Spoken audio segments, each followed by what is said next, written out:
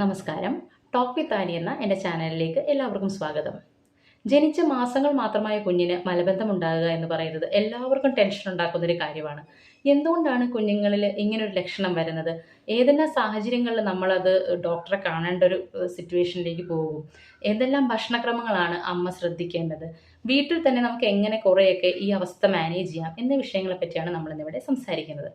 നമുക്ക് എല്ലാവർക്കും അറിയാവുന്നതുപോലെ ഏകദേശം ഒരു 6 മാസം വരെയെങ്കിലും കുഞ്ഞിന് നമ്മൾ മുലപ്പാൽ മാത്രമേ കൊടുക്കുകയുള്ളൂ. മുലപ്പാൽ കുറവായ സ്ത്രീകളാണെങ്കിൽ ചിലപ്പോൾ എന്തെങ്കിലും ഒരു ഫോർമുല കൂടി ആഡ് ചെയ്യാം. അപ്പോൾ ഈ ഒരു സാഹചര്യത്തിൽ നമ്മൾ ആദ്യം മനസ്സിലാക്കേണ്ടത്, മുതിർന്ന ഒരു വ്യക്തി കഴിക്കുന്നത് പോലെ ഒരുപാട് വേസ്റ്റ് പ്രൊഡക്റ്റ് ഉള്ളൊരു ഭക്ഷണമല്ല കുഞ്ഞിൻ്റെ ഉള്ളിലേക്ക് ചെല്ലുന്നത്. അതായത് മുലപ്പാൽ ഒത്തിരി പോഷകങ്ങളുണ്ട്, അത് ദ്രാവക രൂപത്തിലും കൂടി ആയതുകൊണ്ട് തന്നെ കുഞ്ഞിന് ഉള്ളിലുണ്ടാകുന്ന വേസ്റ്റ് പ്രൊഡക്റ്റ്, അതായത് മലം എന്ന രീതിയിൽ ഉണ്ടായി വരുന്നത് തന്നെ അളവ് കുറവായിരിക്കും. അപ്പോൾ ഒരു കുഞ്ഞ് 2-3 ദിവസത്തിലൊരിക്കലാണ് വയറ്റിൽ നിന്ന് പോകുന്നത്. അല്ലെങ്കിൽ ചില കുട്ടികൾക്ക് ഒരു ദിവസം തന്നെ 3-4 തവണ പോകാം. ചില കുട്ടികൾക്ക് 3-4-5 ദിവസം കൂടുമ്പോഴായിരിക്കും പോകുന്നത്. പലപ്പോഴും 6 ദിവസം 7 ദിവസത്തിലൊരിക്കൽ പോകുന്നത് വരെ കണ്ടിട്ടുണ്ട്. അപ്പോൾ ഈ സാഹചര്യങ്ങളിൽ ആസ് ലോങ് ആസ് കുഞ്ഞിന് യാതൊരു രീതിയിലുള്ള മറ്റ് ലക്ഷണങ്ങളുമില്ല, കുഞ്ഞ് വളരെ സന്തോഷവാനാണ്, അവൻ്റെ കളിച്ചിരികളൊക്കെ നോർമലാണ്, ബാക്കി എല്ലാ കാര്യങ്ങളും കുട്ടി ചെയ്യുന്നുണ്ടെങ്കിൽ ഈ ലക്ഷണങ്ങൾ തികച്ചും നോർമലായിട്ട് തന്നെ നമുക്ക് കാണാവുന്നതാണ്. പക്ഷേ കുഞ്ഞ് എന്തെങ്കിലും ഒരു അസ്വസ്ഥത കാണിക്കുന്നുണ്ടെങ്കിൽ നമ്മളത് ശ്രദ്ധിക്കണം. ഉദാഹരണത്തിന് അവൻ വളരെ നന്നായിട്ട് കരയുന്നു, വയറ് സ്തംഭിച്ചിരിക്കുന്നു, വയറിന് ഇങ്ങനെ ഒരു കല്ലിപ്പ് പോലെ തോന്നുന്നു, കുഞ്ഞ് വല്ലാതെ പേടിക്കുന്നു, മലം പാസ് ചെയ്യാൻ, അതായത് ആ ഏരിയയിൽ വേദന കൊണ്ടായിരിക്കും കുട്ടി കരയുന്നത്, ഗ്യാസ് വല്ലാതെ പോകുന്നു, പിന്നെ കുഞ്ഞിൻ്റെ മലത്തിൽ രക്തത്തിൻ്റെ അംശം കാണുന്നു, ഇങ്ങനെയുള്ള ലക്ഷണങ്ങൾ കാണുകയാണ്. മാത്രമല്ല കുഞ്ഞ് പുറന്തള്ളുന്ന മലം വളരെയധികം കട്ടിയിട്ടിരിക്കുകയാണ്. അതുകൊണ്ടൊപ്പം തന്നെ യൂറിൻ ഔട്ട്പുട്ട് കുറവാണ്, മൂത്രമൊഴിക്കുന്ന അളവ് കുറവാണെങ്കിൽ അതിൻ്റെ അർത്ഥം കുഞ്ഞിൻ്റെ ശരീരത്തിൽ ആവശ്യത്തിന് വെള്ളമില്ലെന്നാണ്. ഇങ്ങനെയുള്ള ലക്ഷണങ്ങളൊക്കെ കുഞ്ഞ് കാണിക്കുന്നുണ്ടെങ്കിൽ നമ്മളത് ഒന്നുകൂടി ശ്രദ്ധിക്കണം. അത് നമ്മളൊന്ന് മാനേജ് ചെയ്യേണ്ട കേസ് തന്നെയാണ്. അപ്പോൾ അങ്ങനെയുള്ള പിന്നെ വളരെ അപൂർവമായിട്ട് കുഞ്ഞിന് അസുഖങ്ങളുണ്ടെങ്കിൽ, ഇപ്പോൾ എന്തെങ്കിലും ഒരു തൈറോയ്ഡ് ഡിസോർഡർ ഉണ്ട്, പ്രത്യേകിച്ചും ഹൈപ്പോ തൈറോയ്ഡ് ഡിസോർഡർ ഒരു കുട്ടിയാണെങ്കിലും മലബന്ധം വരാം. മറ്റെന്തെങ്കിലും ഈ ആമാശയ സംബന്ധമായ മറ്റെന്തെങ്കിലും രോഗങ്ങൾ ഉണ്ടെങ്കിലും ചിലപ്പോൾ കുട്ടികൾക്കത് കോൺസ്റ്റിപ്പേഷനായിട്ട് തന്നെയായിരിക്കും പുറത്ത് കാണിക്കുന്നത്. അപ്പോൾ ലക്ഷണങ്ങളുണ്ട്, കുഞ്ഞിനൊരു ബുദ്ധിമുട്ടുണ്ട് എന്നുള്ളൊരു സാഹചര്യത്തിൽ നമ്മൾ തീർച്ചയായും ഒരു ഡോക്ടറുടെ അഡ്വൈസ് എടുക്കുന്നത് തന്നെയാണ് നല്ലത്. ഒരു കാരണവശാലും പല ആളുകളും വീട്ടിൽ തന്നെ കുഞ്ഞിനെ ഒന്ന് മാനേജ് ചെയ്യാൻ ശ്രമിക്കും. ഇപ്പോൾ അവരെന്ത് ചെയ്യുമെന്ന് വെച്ചാൽ, ചിലർ സോപ്പ് കഷ്ണം വയ്ക്കും, ചിലർ എണ്ണ അവിടെ ഇട്ട് ഒന്ന് ലൂസാക്കാനായിട്ട് ശ്രമിക്കും, മാനുവലായിട്ട് കൈകൊണ്ട് മലം ഇങ്ങനെ തുറന്ന് മലം എടുക്കാനൊക്കെ ശ്രമിക്കും. ഒരു കാരണവശാലും അങ്ങനെ ഒന്നും ചെയ്യരുത്. അതിൻ്റെ കാരണം എന്താണെന്ന് വെച്ചാൽ കുഞ്ഞിനത് വളരെയധികം വേദന ഉണ്ടാക്കുകയും ചെയ്യും, മറ്റ് പ്രശ്നങ്ങളിലേക്ക് കുഞ്ഞിന് അത് നയിക്കാൻ സാധ്യതയുണ്ട്. മാത്രമല്ല ചില ആളുകൾ ചെയ്യുന്നൊരു അബദ്ധം എന്ന് പറയുന്നത്, കുഞ്ഞിന് വെള്ളമില്ല, അളവ് കുറവാണെന്ന് പറഞ്ഞ് ജ്യൂസ് വെള്ളമൊക്കെ എക്സ്ട്രാ കൊടുക്കാൻ ശ്രമിക്കും. ഒരിക്കലും 6 വയസ്സിൽ താഴെയുള്ള കുട്ടികൾക്ക് മുലപ്പാലല്ലാതെ ഒന്നും കൊടുക്കരുത്. അതും അവരുടെ ദഹന പ്രക്രിയ അങ്ങനെ അതിനോട് സ്യൂട്ടായിട്ടുണ്ടാവില്ല, അവരത് ഡെവലപ്പായി വരുന്നേ ഉണ്ടാകത്തുള്ളൂ.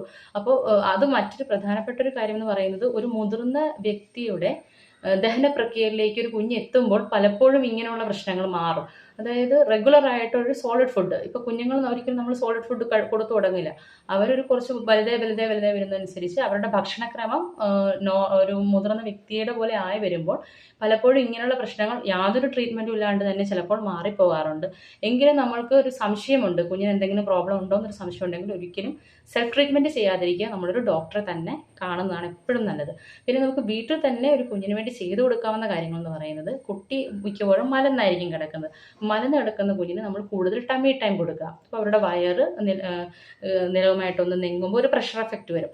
നമ്മൾ പതുക്കെ കുഞ്ഞിൻ്റെ വയർ ഇങ്ങനെ ഒന്ന് മസാജ് ചെയ്ത് കൊടുക്കുക, കുഞ്ഞിന് ചെറു ചൂട് വെള്ളത്തിൽ കുളിപ്പിക്കുക, കുഞ്ഞിൻ്റെ കാലിൽ നമ്മളൊരു ബൈസൈക്കിൾ മൂവ്മെൻറ്റ് എന്ന് പറയും, അവരുടെ കാലിങ്ങനെ പിടിച്ച ശേഷം ഇങ്ങനെ സൈക്കിൾ ചവിട്ടിക്കുന്ന പോലെ ഒരു മൂവ്മെൻറ്റ് കൊടുക്കുക, കുഞ്ഞിന് നല്ലപോലെ പാല് കൊടുക്കുക. അപ്പോൾ നമുക്ക് ഡീഹൈഡ്രേഷൻ ആണ് കാരണമെങ്കിൽ നന്നായിട്ട് മുലപ്പാൽ കൊടുത്തു കഴിഞ്ഞാൽ കുട്ടിക്ക് ആ വാട്ടർ കണ്ടൻറ്റ് കിട്ടിക്കോളും. ഇനിയിപ്പോൾ നമുക്ക് മുലപ്പാലില്ല അമ്മയ്ക്കെങ്കിൽ ഫോർമുല മിൽക്ക് അതനുസരിച്ച് നമ്മൾ കൊടുക്കുക.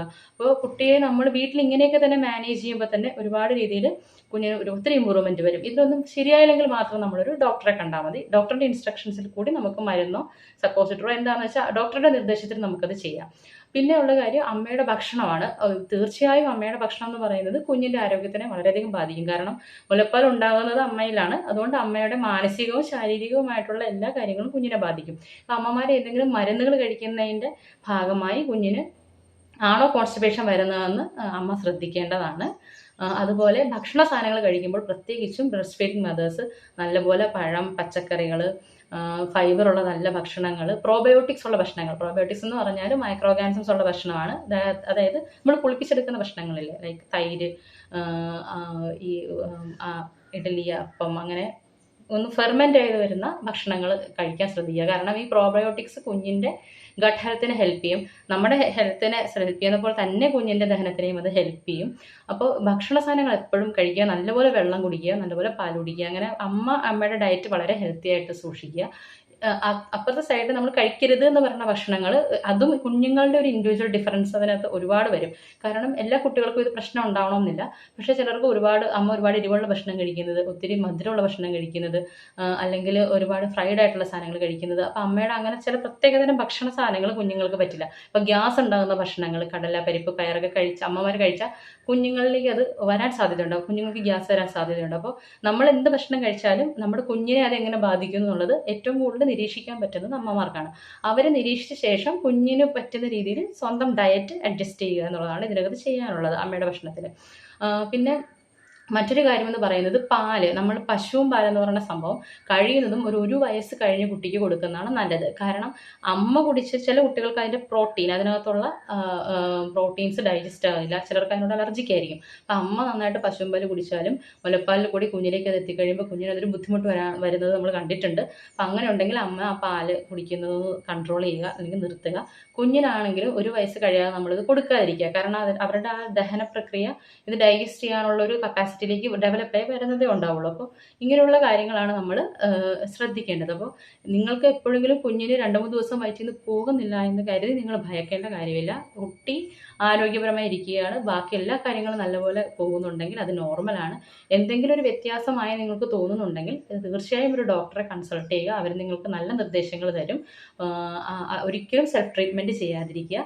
എന്തെങ്കിലും സംശയം ഈ വിഷയത്തിനുണ്ടെങ്കിൽ നിങ്ങൾക്ക് താഴെ കമൻറ്റിൽ ചോദിക്കാവുന്നതാണ്. പിന്നെ കുറച്ചുകൂടി മുതിർന്ന കുട്ടികൾക്ക് മറ്റ് മാനേജ്മെൻറ്റ്സ് കൂടി നമുക്ക് ആഡ് ചെയ്യാം.